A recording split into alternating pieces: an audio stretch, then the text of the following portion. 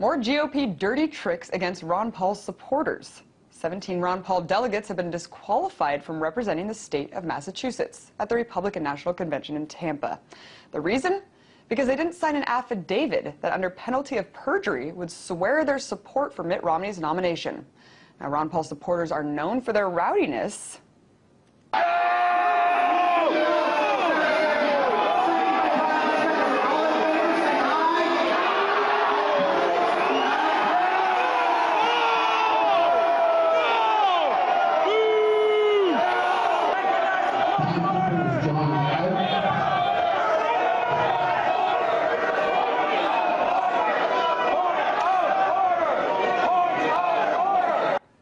But the Republican Party has never required an affidavit in the process of selecting representative delegates. So why now? And what will this mean for the convention? To answer these questions and more, I'm joined now by Austin Petersen, Director of Production for Freedom Works. Hey, Austin, thanks for joining me. Thanks for having me. So why are they doing these intimidation tactics? I really don't know, because it seems like it's just one step closer on the re-elect Obama train, because Romney is really going to risk a civil war in the GOP if he continues to do this. And it's very disingenuous of Romney to come out and use an affidavit like this when he himself signed an executive order in 2003 reforming Massachusetts notary laws.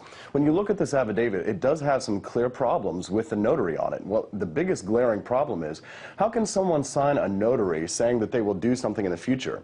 If you go and you pay your light bill, you have to pay your light bill when you sign the notary and get it signed. So how in the world can someone say, we demand that you get a form notarized saying you will do something in the future? It doesn't make any sense. So, I mean, the Paulites here might actually have some legal ground to say, no, we actually have some standing here. You can't make us sign an affidavit saying we're going to do something in the future to have notarized. So there are some legal problems here. That is a really interesting point. I didn't even think about it that way. Yeah. That is really interesting. And especially in 2008, when a Utah delegate wanted to vote for Mitt Romney instead of McCain, and the RNC's legal counsel actually made a statement saying that they don't recognize a state's binding of national delegates, consider each delegate a free agent who can vote for whoever they choose. Well, sure, absolutely. But the thing is that, you know, of course the Republican Party has their own rules. They can make, you know, delegates obey rules that the state parties lay down. And there's no federal requirement that says that delegates can't do whatever they want. You know, by strict definition of law, you know, we have a Voting Rights Act, which makes it so that anybody can vote for whoever they want in any, you know, federal election.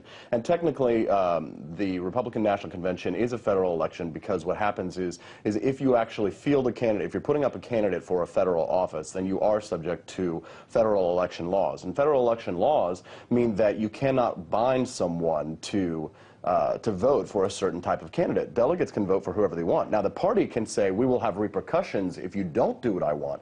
And they are a private club, and you will have to face the music if you don't do that.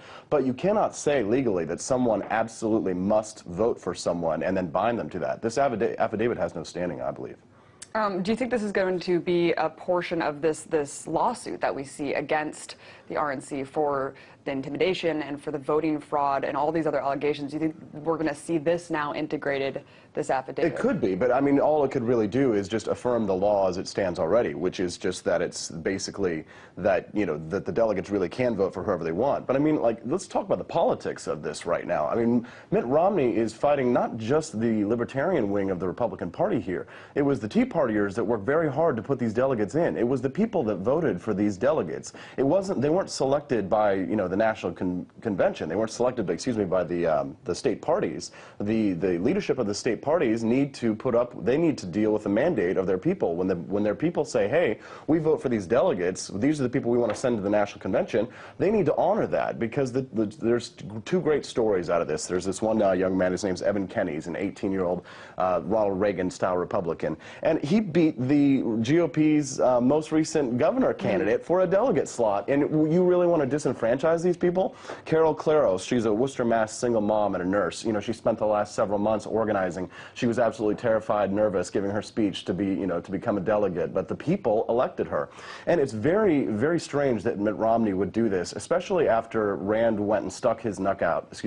Rand Paul went and stuck his neck out for Governor Romney to endorse him and say that, you know, that we would take these libertarians into the Republican Party. And then Senator Paul took a lot of backlash for that from his own supporters. And so for Mitt Romney to come out and do something like this, it says something about Governor Romney's politics, that he's not interested in working with these libertarians in the GOP. And if so, that means that Rand's endorsement puts him in a more precarious position with his own supporters, because if they are disenfranchised at the Republican convention, you can bet, I mean, hell hath no fury like a Paulite scorned. And this is a really bad move by Governor Romney, because it's not just about the libertarians. There are a lot of Tea Party conservatives who do like Senator Rand Paul. They do like the libertarians. They do want these young people in the GOP. And if the GOP does keep pushing them, trying to push them out, you can guarantee that they're going to go pull that ballot for Gary Johnson, and they will re-elect Obama. Well, how much more can they really push them? I mean, this is pretty ridiculous. I mean, having someone sign an affidavit promising that you will endorse Romney. You just absolutely can't. I mean, you absolutely cannot do that. It's just against the law. What are people going to do who are, like the young gentleman that you talked about, who beat out the other candidate for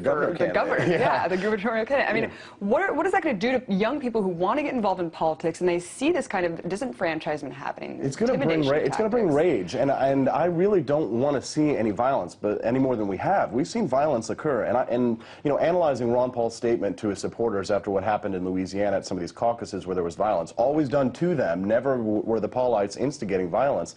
But I would not want to have any more violence happen, and if something were to happen, I could see the delegates at the convention getting very angry, and who knows what could happen. You know, we've seen, you know, don't tase me, bro. We've seen a lot of violence done, and the last thing that I want is there to be a reason, a cause for any more rage. If the GOP wants to have a togetherness, if they want to pull everybody together to beat Obama, he's got to stop these kinds of tactics, because it's not like he's going to lose the nomination. Well, that's what I was just going to say. I mean, we already know that the nomination's in the bag. Right. Ron Paul's even come out himself and said that he doesn't have enough delegates. So what really is this all about? Is it just to halt the embarrassment? I mean, we already know what happened in Massachusetts with the supposed coup. I mean, I won't lie. These people, I think, are their status. I think that they absolutely fear what the Ron Paulites represent, which is real limited government. And that is the last thing that the establishment Republicans want to see in the United States. They do not want to see an end to bailouts. They do not want to see an end to wars. They do not want to see a return to civil liberties. They don't want Americans hearing this. So they want to shut these people up. I believe in my soul that's exactly what it is. And I don't want to get emotional about this. But, you know, I really care about these issues, and I care about the future of this country, and I think these Paulites do too, and they deserve to have their voice heard at the Republican convention. It's not like they're taking over the place. It's not like they're threatening any sort of violence or even doing any sort of violence. And Rand Paul has come out and stuck his neck out and endorsed Mitt Romney and said that these people should go along to get along, they should work within the GOP. And you think that was a good move? Well, I think it was a good move for Rand if he wants to stay a Republican in good standing and be able to bring legislation like an order to the Fed to the floor. Doesn't mean that I like it or that I have to go along with it, and I'll choose to vote my conscience. An endorsement doesn't really mean anything other than to say, you know, he's a better candidate than Obama, which, you know, I technically think Governor Romney might be a better candidate than Obama. But to me, it's really two sides of the same coin. If Romney pulls things like this, I will be urging people to vote for the third party. So right now, do you endorse Mitt Romney? Absolutely not, and I will not do so. I stand on the same grounds that Ron Paul does. Until Mitt Romney starts to make real concessions towards the libertarian platform, if he stops making actions like this, there's absolutely no way that a libertarian like myself could support a Mitt Romney. I would not do it. I am very... I'm a very compromising person. You know, I would take steps, you know, towards anyone who would hold their hand out to me and say, hey, you know what, Austin, you can't have Ron Paul as president, you can't have Rand Paul as president. But you know what we're going to do? We're going to say to you, you young Paulistas, you've worked so hard to take over, to work within the GOP. We're going to give you Rand or Ron as the VP. We're going to put Judge Napolitano, a real libertarian, as the Attorney General. We're going to audit the Fed and fire Bernanke, and that's it. You know, and then you know what? I might actually say, you know what, Governor Romney?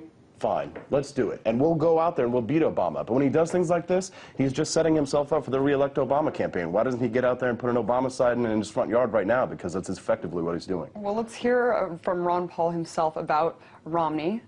Let's roll that soundbite.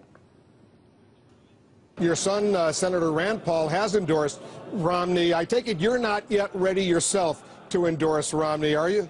No. Not ready. You're not ready? No way. So there's Ron Paul seeming pretty determined that he's not going to endorse Mitt Romney. But you just said that you would concede some some aspects of your platform, or the libertarian platform, in order to see some other things happen, like the audit, the Fed bill really be pushed through. I mean, what are the chances of that, though, really happening? Well, it doesn't look very good at the moment. I had thought that if, that we had made certain concessions, that perhaps the GOP might be more accommodating. And there is still time for the GOP to change their minds. They're not just alienating the libertarians here. They're also alienating real conservatives who want these, platform issues addressed. They do want an audit of the Fed. So I don't know what's going to happen in the next few months, but these are indications that that Governor Romney is not serious about winning election in 2012. And right now, with these kinds of tactics, it makes somebody say, well, 4 more years of Obama versus 8 years of Romney, we might be a better deal if we could put a Republican Senate and a Republican House in and create a divided government so that the conservatives don't go along to get along with Romney themselves and say, well, all the conservatives right now who are saying, oh, yeah, we'll pull it for Romney because he's a Republican. Well, what's going to happen if Romney wins? They're all going to turn away from their libertarian platform just like they've done in the past, and they're going to betray us. So it may be better for the Republicans to lose so that they'll actually, speak, limited government rather than go along to get along with whatever big government Romney's going to push down our throats for the next 8 years. It does seem like it's to that point where people have to ask, should we continue to work within the establishment or seek something outside of it? Thank you so much. We'll do everything we can, yeah. Thanks so much for joining us. Thank you. That was Austin Petersen, Director of Production for Freedom Works.